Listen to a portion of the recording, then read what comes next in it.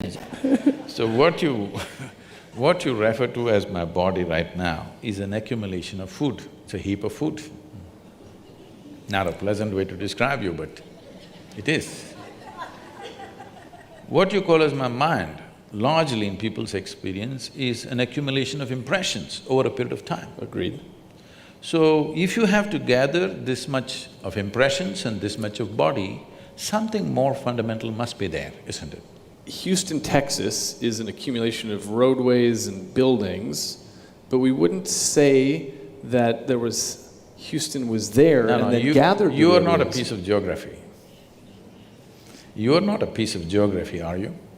Well, I may be exactly that, a physical being. I'll tell you why, from my perspective, that seems like a possibility. It's because we're across the street from the world's largest medical center, and every day there are thousands of people there whose geography is changing because of Alzheimer's or stroke or tumor or traumatic brain injury, and who they are changes.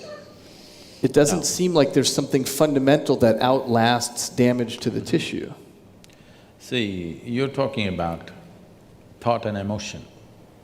The biggest mistake we have made is, we have given too much significance to human thought. Whatever you think is only happening from the limited data that you have gathered, yes or no? Agreed. Yes. So the data that you and me have gathered, however big we may think it is, in terms of the cosmos, it's minuscule, it's nothing. It's really not of any consequence.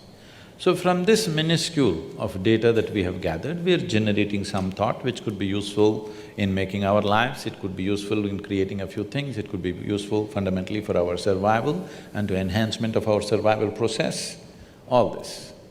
But it doesn't give you access to life.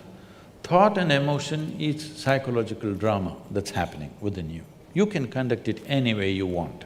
You're talking about somebody had a tumor or Alzheimer's or an accident or something and the drama went wrong.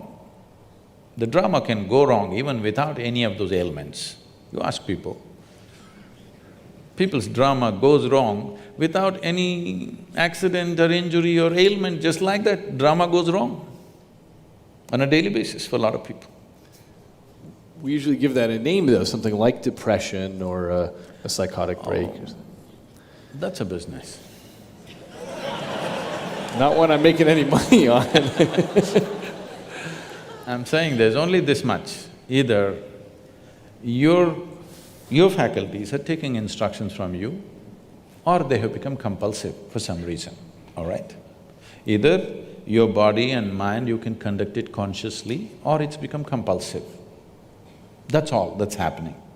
Whether you call it physical ailment or mental ailment, all that's happened is just this, that your fundamental faculties of existence on this planet is your body and your mind. These two things, you have lost grip over them. So it can become this kind of ailment or that kind of ailment or whatever, but fundamentally you have lost charge. That's all that's happened. If your body and your brain took instructions from you, would you create depression? Would you create illness? Would you create anything? You would create highest level of pleasantness for you, isn't it? We certainly would if there were a separate you that could gain that control. See, we can come to this like this.